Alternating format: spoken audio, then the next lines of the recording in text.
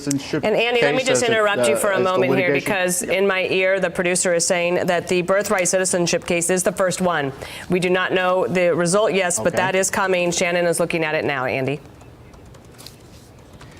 Yeah, you know, I have to make one overarching observation about this, Dana. When we were here last year doing all this, it felt much more consequential. Not to say that Supreme Court cases are anything other than consequential, but last year we had these cases that were on which the balance of the 2024 election seemed to rise and fall.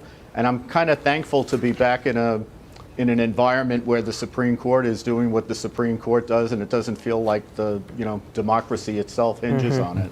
And Jonathan, as we stand by and wait for Shannon Bream to update us on what the decision was, the way I understand it is SCOTUS isn't necessarily ruling on the constitutionality of birthright citizenship, the 14th Amendment. They're going to be ruling on the ability for these lower district judges to issue these nationwide injunctions. So depending on what we hear today, we're still going to have question marks about birthright citizenship. Is that right?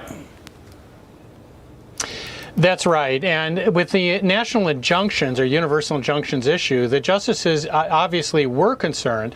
They have previously expressed their discontent with district courts issuing these orders. So there does seem to be a majority saying that this exceeded authority. The question is, how will they thread this needle? How will they limit the district courts? Jonathan, let me just interrupt you. I'm sorry for the interruption, but Shannon has some information for us. Let's go to you, Shannon Bream. You're there with that case? Okay, yes. So this is at least a partial, if not a full, and we're reading this because there are several concurrences here, but it's written by Justice Barrett, which goes against the ruling that I just gave the guidance because she's one of the least junior justices, but she was assigned to write this opinion.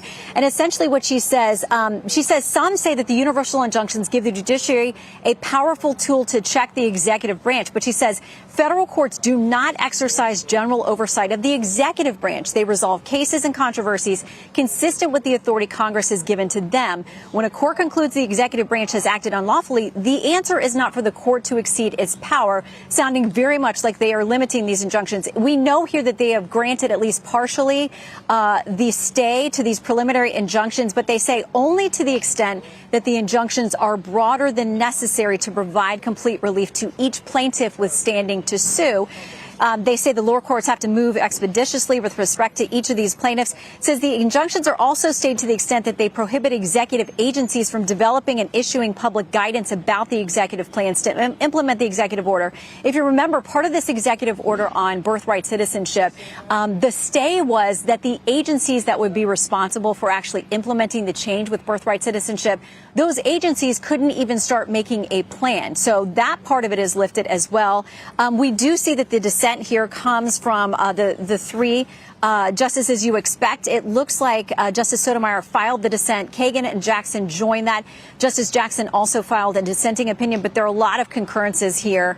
Justice Thomas, Justice Alito, there are others. So we'll parse through this, but at its first blush, it looks like this is a win in putting a limit on these nationwide injunctions. We'll see how far those limits go as we dig back through this. Got it. Want to bring Jonathan Turley back in. Shannon, thank you. So, Jonathan, it sounds like this is kind of what you were mentioning earlier. 6-3 decision granting a partial stay on these nationwide injunctions unless there's a broader impact. Kind of decipher that for us. Well, I've only started to read the opinion, but what I've seen does look like a victory for the Trump administration. Justice Barrett is saying that the only way for justices to exercise this type of universal injunction in some of these cases is equitable relief. But she does not find evidence that that type of relief was granted to these judges. So they indicate that the administration is likely to prevail on this issue. All of that is going to be awfully good news for this administration. They have been really hit with these sort of Lilliputian attacks. There are all these individual district judges effectively freezing federal policy and programs across the country. So it does appear to be a victory. It may be a bit more nuanced, but so far it looks like a good day for the Trump administration. Andy, a question for you. Again, here are my dumb questions. This is not on the merits of birthright citizenship then, it looks like, but am I wrong?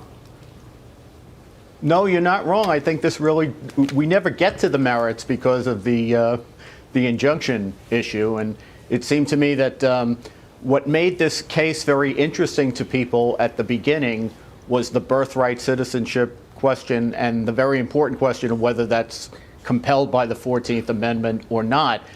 As the case was litigated, it really became this other thing, which was about these nationwide injunctions, which, for the reasons that Jonathan just mentioned, are the thing that has plagued the Trump administration across the board in its second term.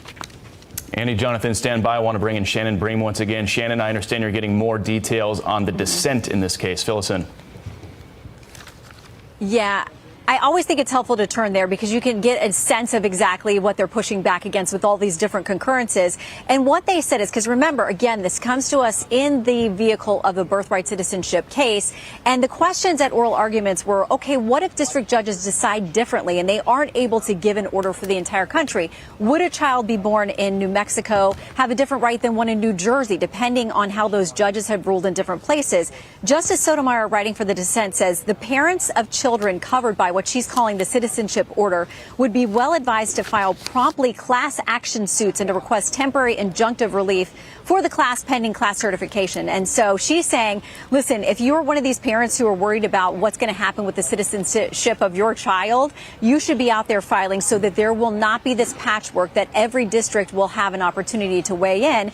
But she also says, get these cases moving quickly. She says lower courts would be advised to act swiftly on these requests for relief and to adjudicate the cases as quickly as they can so as to enable this court's prompt review, saying we have not decided that birthright citizenship question. We want the lower courts to act quickly so there's not this patchwork, so it gets back here and they actually answer the question on substance. She goes on to say this: today the court abdicates its vital role in these efforts, saying with the stroke of a pen, the president has, quote, made a solemn mockery of our Constitution. She said, pointing at the president, and then she goes on to blame the court. Rather than stand firm, this court gives way. So clearly the dissent not in line with what has been decided by the majority of this court. Again, we'll continue to read through those concurrences as well. Andy, here's a little.